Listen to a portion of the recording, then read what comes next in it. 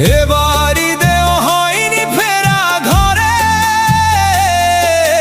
প্রিয়জন ছাড়া ঈদ কাটে মোর একলা অচিনপুরে।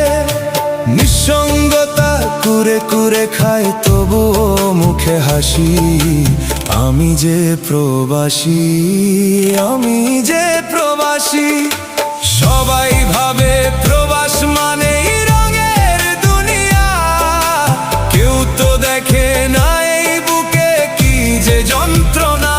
তবুও ভালো থাকুক তারা যাদের আমি ভালোবাসি, আমি যে প্রবাসী।